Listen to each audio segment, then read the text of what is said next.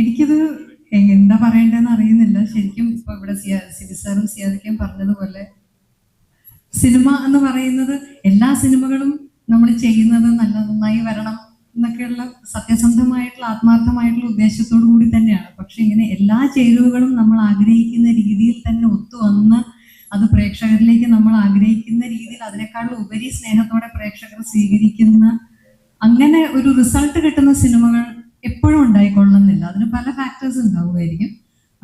എന്നെ സംബന്ധിച്ച് ഞാൻ അഭിനയിച്ചിട്ടുള്ള സിനിമകളിൽ എപ്പോ എന്നോട് സ്നേഹമുള്ളവർ വന്ന് എൻ്റെ അടുത്ത് പറയുമ്പോഴും അതിൽ സമരൻ ബത്ലഹേമിന്റെ പേര് തീർച്ചയായിട്ടും ഉണ്ടാവും. അങ്ങനെ ഒരു സിനിമയും കഥാപാത്രവുമായിരുന്നു ഇത്. ഒരുപക്ഷെ ആ കാലത്ത് ആ സിനിമ ചെയ്യുമ്പോൾ എനിക്ക് ഇത് എത്രമാത്രം വലിയ സ്കെയിലുള്ള ഒരു സിനിമയാണെന്നോ, എന്തുമാത്രം സ്പെഷ്യൽ ആയിട്ടുള്ള, എന്തുമാത്രം വലിയൊരു സിനിമയുടെ ഒരു മൾട്ടി സ്റ്റാർ സിനിമയുടെ ഭാഗമായിട്ടാണ് ഞാൻ നിൽക്കുന്നത് എന്നുള്ളൊരു തിരിച്ചറിവോ, അല്ലെങ്കിൽ അത്രയും കോംപ്ലിക്കേറ്റഡ് ആയിട്ടുള്ള ഒരു ക്യാരക്ടർ ചെയ്യുന്നതിന്റെ ഒരു പ്രഷറോ ഒന്നും ആ പ്രായത്തിൽ ഞാൻ അതൊന്നും തിരിച്ചറിയാനുള്ള ഒരു പക്വതയൊന്നും എനിക്ക് ഉണ്ടായിരുന്നില്ല. ചേച്ചി വളരെ യങ് ആയിരുന്നു. ലൈക്ക് ഞാൻ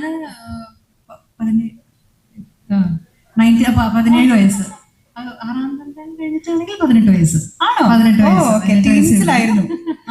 അപ്പോ അന്ന് സിബി സാറിന്റെ ആണെങ്കിലും തന്നെ കളിവീടും പ്രണയവർണ്ണങ്ങളും കഴിഞ്ഞിട്ട് നിൽക്കുകയാണ്. രഞ്ജിയേട്ടൻ ആണെങ്കിലും 6ാം തമ്പുരാനും കൃഷ്ണകുടിയിലെ ഒരു പ്രണയകാലത്തും ഒക്കെ, അതേപോലെ തന്നെ ഏറ്റവും അധികം സിനിമകളിൽ ഒന്നിച്ച് അഭിനയിച്ചിട്ടുള്ള നായകന്മാരായിട്ടുള്ള ജയറാമേട്ടനും സുരേഷ് ഏട്ടനും ഇവരുടെ ഒക്കെ ഒരു കൂടെ ഒരു കംഫർട്ട് സോണിൽ ഞാൻ ആസ്വദിച്ച കുറെ ദിവസങ്ങളായിരുന്നു. അപ്പൊ ഈ സിനിമ കാണുമ്പോൾ ഉള്ള ഒരു എക്സ്പീരിയൻസ് പോലെ തന്നെ ശരിക്കും ഒരു സമ്മർ ക്യാമ്പിൽ ഇങ്ങനെ ഹോളിഡേസ് സ്പെൻഡ് ചെയ്യാൻ വന്നിരിക്കുന്ന കുറേ പെൺകുട്ടികളുടെ കൂടെ, അപ്പൊ അതിലിവിടെ നിവിയുണ്ട്, അൻസു ഉണ്ട്, കൃഷ്ണയുണ്ട്, ഇതേപോലെ മയൂരി ഉണ്ടായിരുന്നു,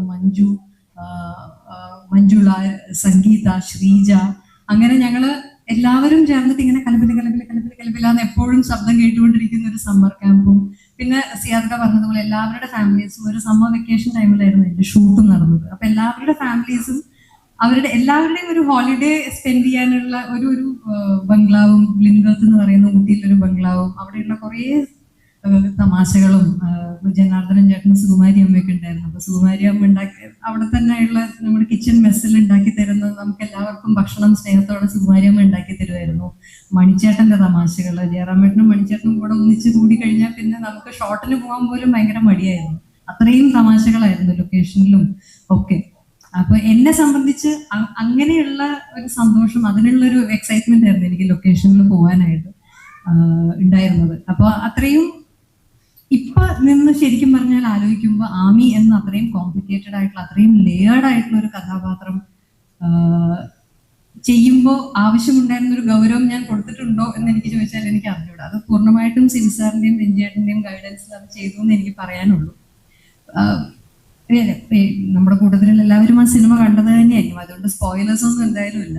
ശരിക്കും ഇപ്പോഴത്തെ ഒരു അറിവും എക്സ്പീരിയൻസും വെച്ച് ആലോചിച്ച് നോക്കുമ്പോൾ എന്തുമാത്രം ഒരു ഡിപ്രഷൻ ആയിരിക്കുമോ, എന്ത് മാനസികാവസ്ഥയെ കൂടി ആയിരിക്കും ആമി കടന്നു പോയിട്ടുണ്ടാവുക എന്ന് ഇപ്പൊ ആലോചിക്കുമ്പോൾ ശരിക്കും പേടി തോന്നുന്നുണ്ട്. കാരണം മെന്റൽ ഹെൽത്തിനെ കുറിച്ചൊക്കെ ഇപ്പൊ നമ്മുടെ സമൂഹത്തിൽ വളരെ ആക്റ്റീവായിട്ട് വളരെ ഡീറ്റെയിൽഡ് ആയിട്ടുള്ള ഡിസ്കഷൻ നടക്കുന്ന സമയത്ത് ഒരുപക്ഷെ ഈ ഒരു സിനിമ റിലീസ് ചെയ്ത് കഴിയുമ്പോൾ അതിനെക്കുറിച്ചുള്ള എന്തെങ്കിലും കുറച്ചുകൂടി ഒരു ഇപ്പോഴത്തെ കുട്ടികൾക്ക് റിലേറ്റ് ചെയ്യാൻ പറ്റുന്ന രീതിയിലുള്ള ഒരു മെന്റൽ ജേർണി ഒരുപക്ഷെ ആമിയുമായിട്ട് റിലേറ്റ് ചെയ്ത് ചിലപ്പോൾ ഉണ്ടാവുമായിരിക്കാം, എനിക്കറിയില്ല. ഞാൻ ഒരു റിലീസിന്റെ ഒരു ട്രെൻഡ് ശരിക്കും കഴിഞ്ഞ കുറച്ച് കാലമായിട്ട് ഞാനും കാണുന്നുണ്ട്. ചില സിനിമകളൊക്കെ ഞാനും തിയേറ്ററിൽ പോയി കണ്ടിട്ടുണ്ട്.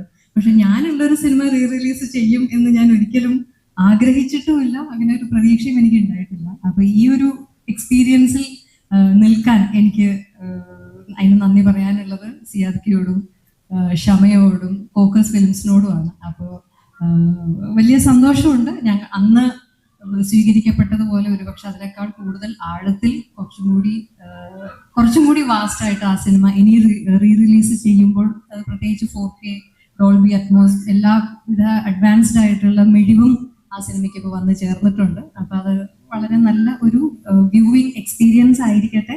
അന്ന് സിനിമ കണ്ടിട്ടുള്ളവർക്ക് ഒന്നും കൂടി കണ്ട് ഒരു ഓർമ്മ പുതുക്കാം, അല്ലെങ്കിൽ അന്ന് കാണാൻ സാധിക്കാത്തവർക്ക് വീണ്ടും കാണാം.